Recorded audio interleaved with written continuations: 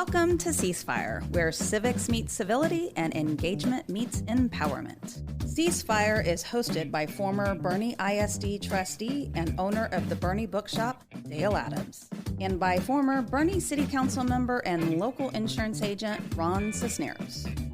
Ready, aim, ceasefire.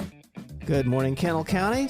This is Ceasefire, brought to you by the Bernie Bookshop. My name is Dale Adams. And I'm Ron Cisneros. And today we are talking about a very important topic, term and age limits. And this discussion came up when we were talking about radio show hosts, wasn't it? Wait.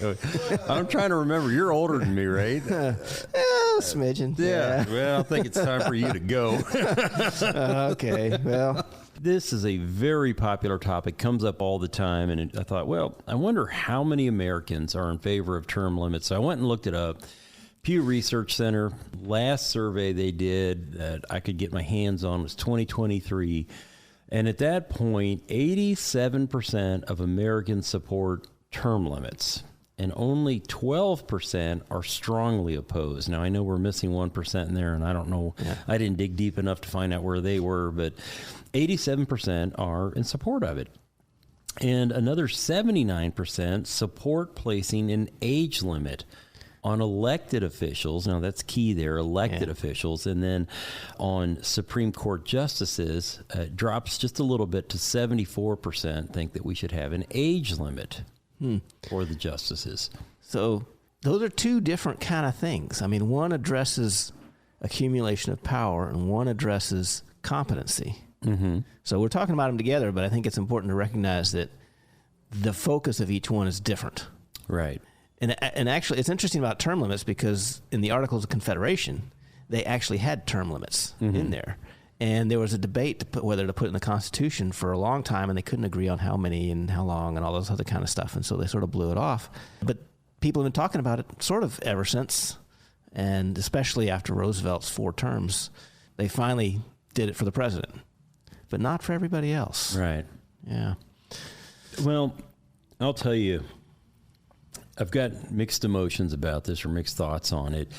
And as a councilman, former councilman, when I got into office, my initial plan was to do 2 terms and then get out, which would have been 4 years. And I thought, I can't see myself doing it any longer. It ended up being 4 terms. And my attitude then, and not because I was in office, but because I had this attitude prior to getting into office, was that, well, if we want term limits, we can just vote somebody out when we're done with them. But if they're doing a good job, why run them out of office? Like, why force somebody out who's doing the work that you want them to do, and then run the risk of bringing somebody in who's not as competent as the person you just forced out? True. That's sort of the idea behind democracy, is we get to decide what we're going to do.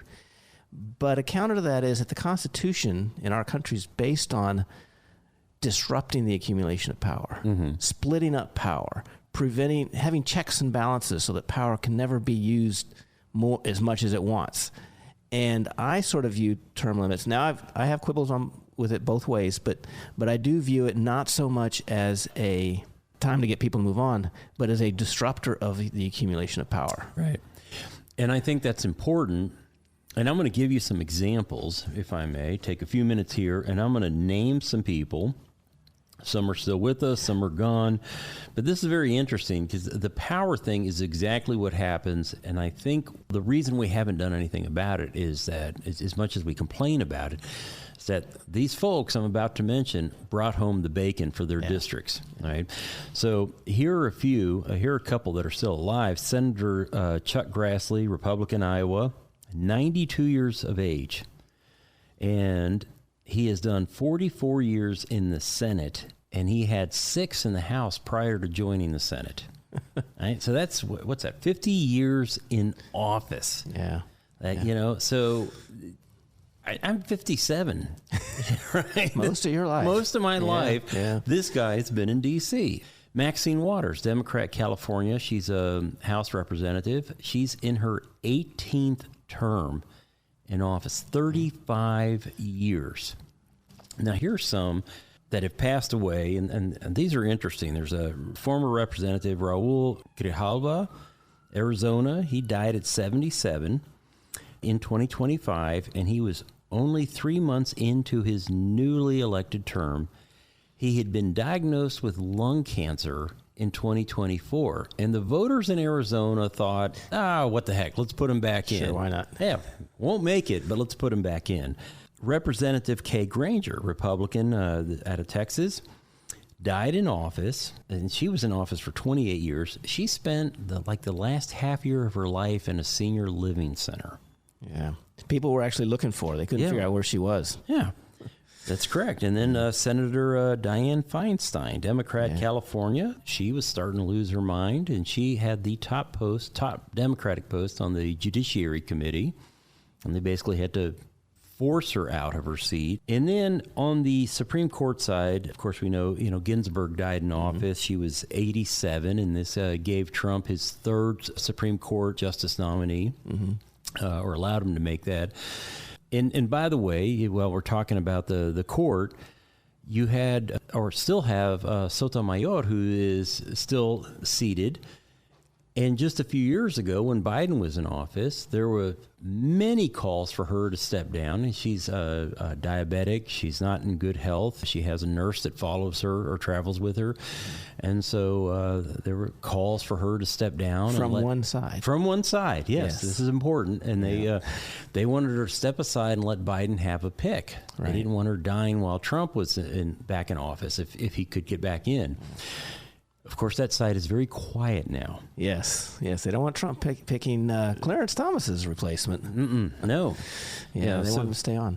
Yeah, so it's interesting. But and again, as you pointed out, it's this accumulation of power in the legislative branch, in the judicial branch. I saw that also, but I wonder about that. I don't see how you accumulate power in the judicial branch. They each have one vote. There's no committees. There's no distribution of perks or anything like that. So in order for a case to go to the Supreme Court, 3 justices have to say, yeah, we want to see it. Mm-hmm.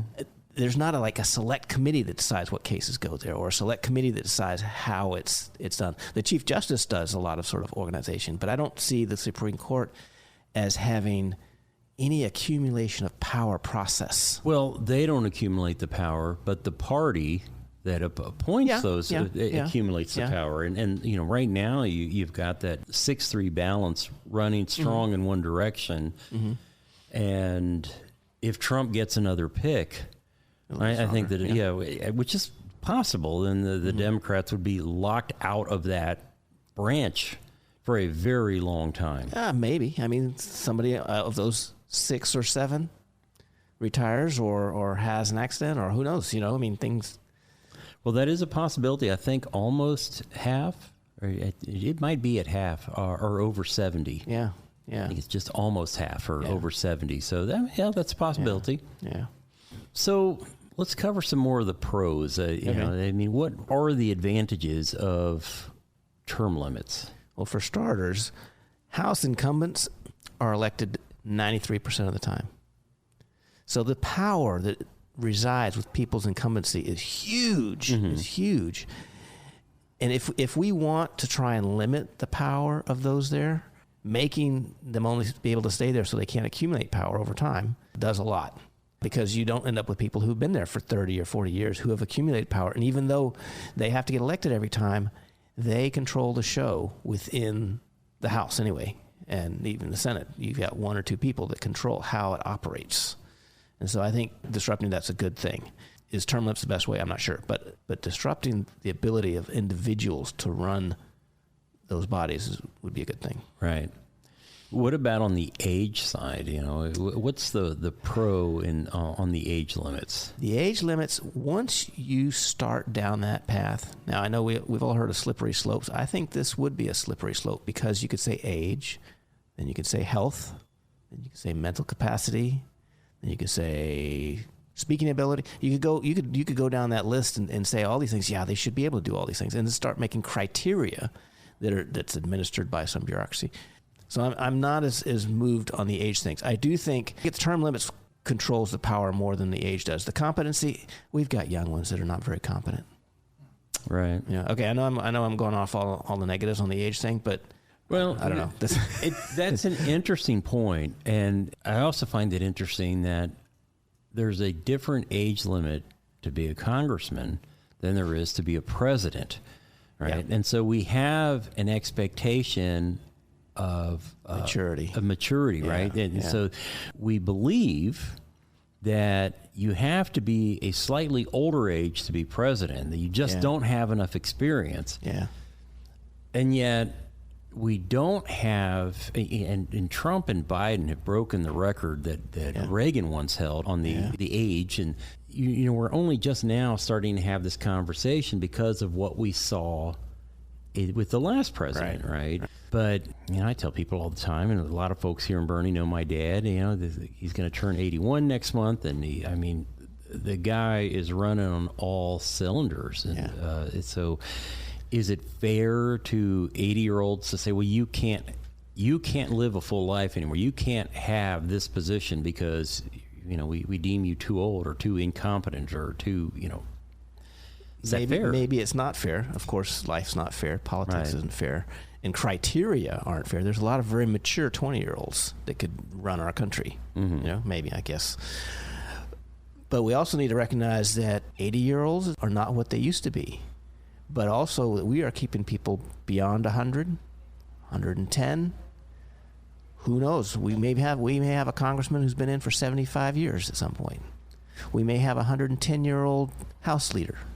Right. And those aren't that far off. And if we want to think about how long we want people in there, maybe we should set the limit at 100. Now, not going to happen now, but maybe 30 years from now, that might be a good thing to set up early. With that thought, we are going to take a quick break. This is Ceasefire with Dale and Ron, and we will be right back.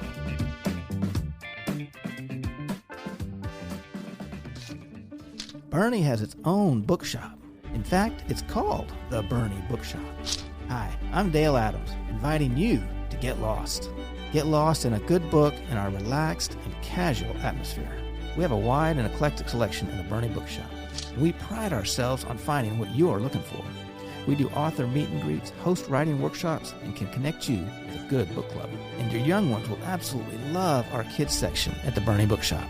And while we want you to get lost, we're easy to find, as we're in the heart of Bernie, at the back of the Richter Tavern building.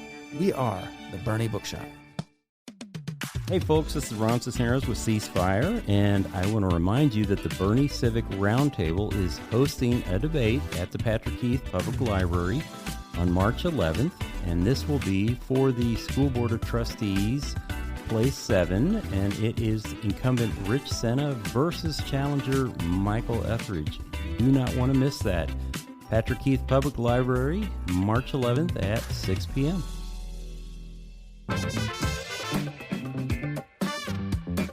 Welcome back to Ceasefire. Quick shout out to longtime listener Keith Brady with Agave Landscapes. Thank you for listening, Keith. We left off with the potential for really old people in power.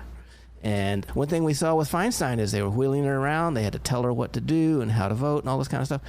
We are able to keep people alive for a very long time, and people are living longer and longer. And a person in power is a team. Mm-hmm. And if that person in front of that team is just barely alive and barely capable, that might be okay for the team as long as they can keep the heart beating. And that might be something to look at, you know?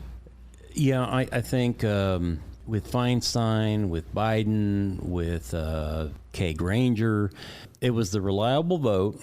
And like I said earlier, they bring home the bacon, and rather than put that position up for a challenge, you know, the whole devil you know versus the devil you don't. So let's keep them in there and, you know, not worry about competency. They're a reliable vote. Tell them what to do. I don't think that's what any of us want, but I don't know that we'll ever get the change that we need because we are so partisan now that it's more important for us to have, you know, to have the R or the D, you know, to have the security of that. And that's what at the voting level, that's what happens. We see somebody that's really old or not that competent. We're like, oh, I'd rather have somebody else, but I don't want the other guy.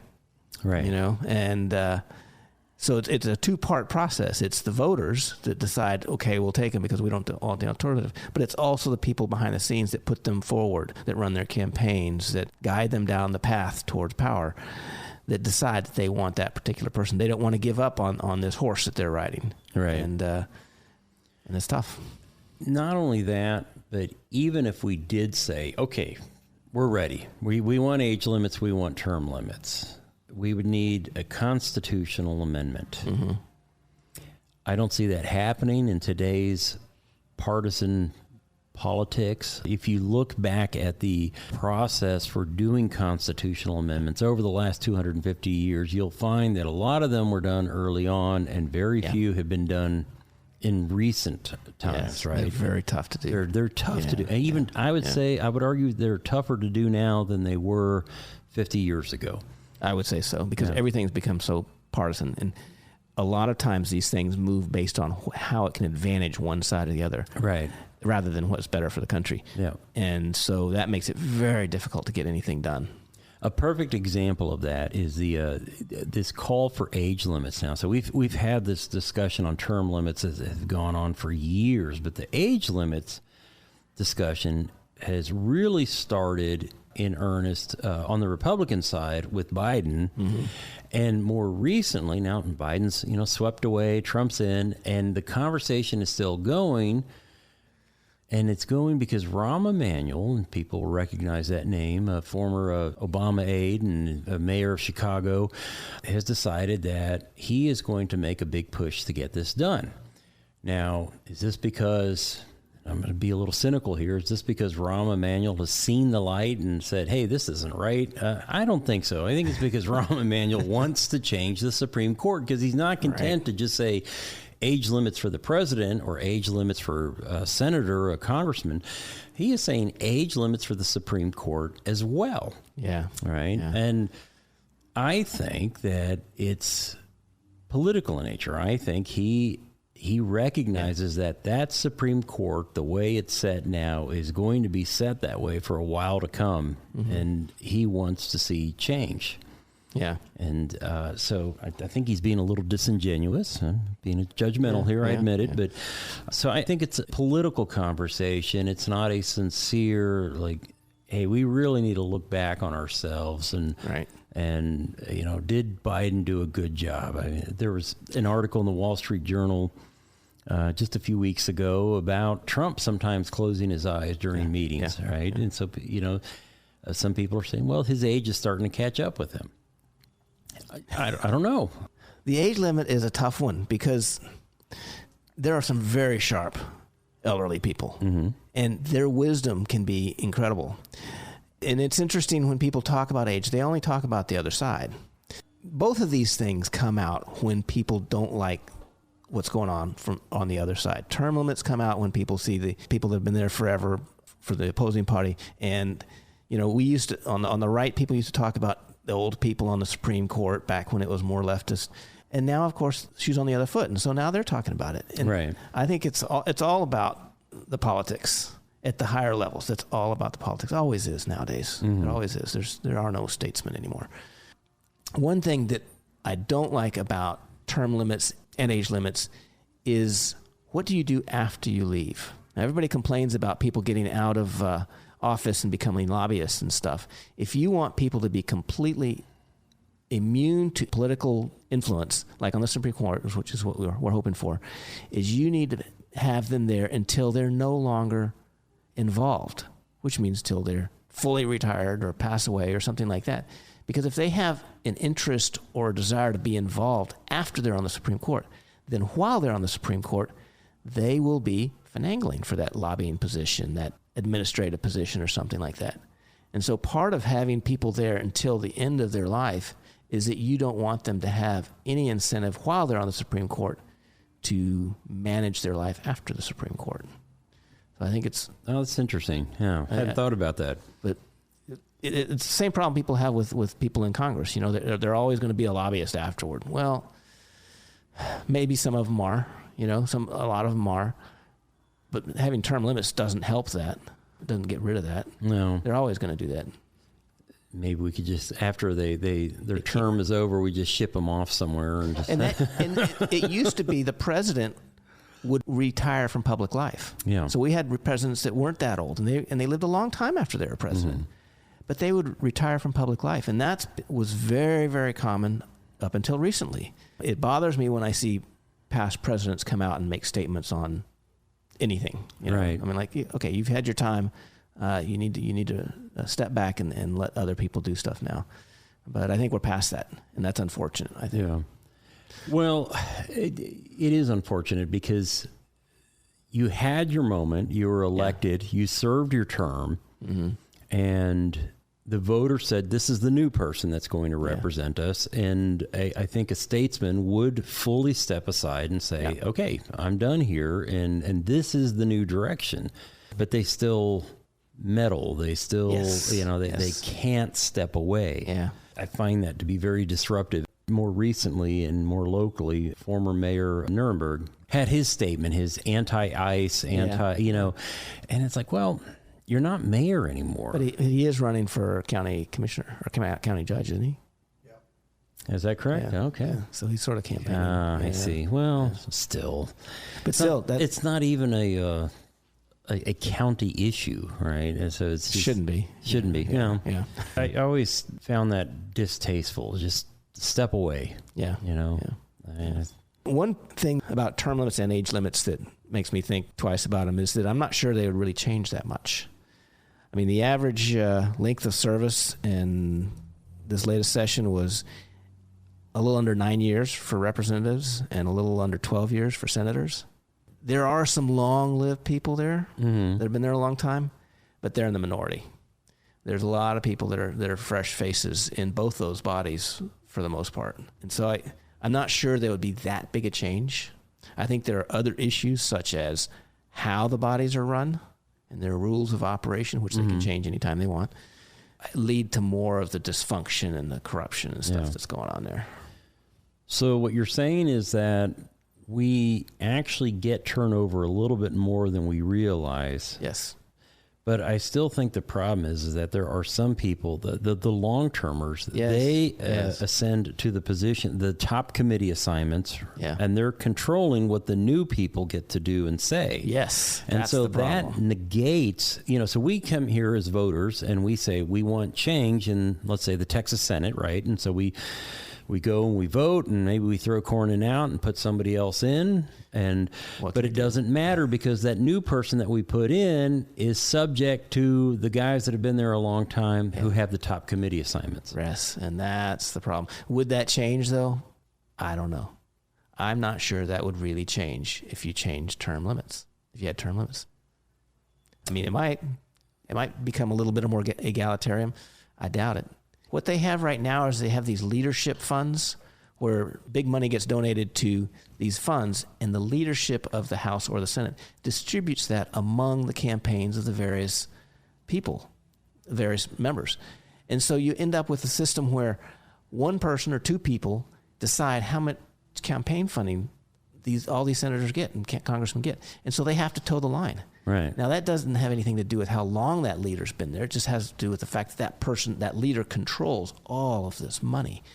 I think that is one of the biggest corrupting influences in Congress. Well, and there again, that alters our voice as voters. Yep.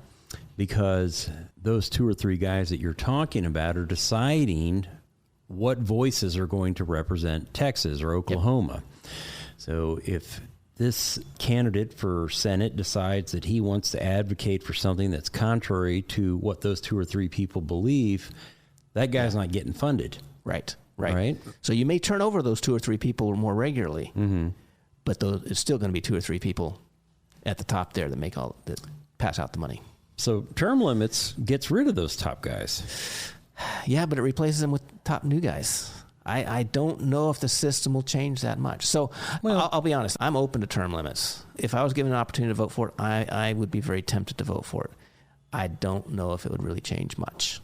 I think there's some deeper things going on. I think there would be more fluidity, though, because if you let's say that for the Senate, it's 2 terms max, 12 years. Mm-hmm. And for the House, it's 4 terms, 12 years.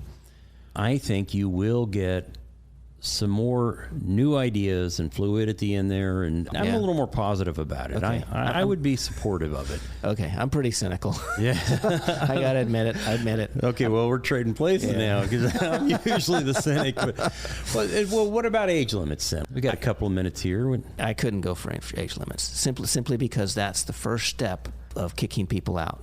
And I think that's a dangerous step to take. You can set all the different criteria you want after that. That's just, I don't know. I think that's too dangerous. Yeah, I'm with you. I would not support age limits myself. Yeah. But I would support bringing a book out. So for those of us that do want to live a long time, we have a book called Outlive: The Science and Art of Longevity by Peter Attia, MD. I assume everybody in Congress is reading this very closely. We've got it at the Bernie Bookshop. It's supposed to be the latest on how to live a long time. And if you live a long time and it doesn't really work out, or you're in Congress for too long, we've got a book called When Reasoning No Longer Works. It's a practical guide to caregivers dealing with dementia and Alzheimer's care. This is a serious book. I know I'm talking about it lightly, but it's by Angel Smits. And it's an important book for anybody that's got somebody in their life that they need to deal with. It's hard to discuss things sometimes, when somebody forgets things or can't think straight. And so this is a nice little guidebook, small paperback we got at the Bernie Bookshop, and helps when you're a caregiver for somebody. Well, I think that's about it. We're out of time. And if you missed any of this, you can always go to bernieradio.com to catch the podcast for this one or any of our other shows. And we'll see you next week.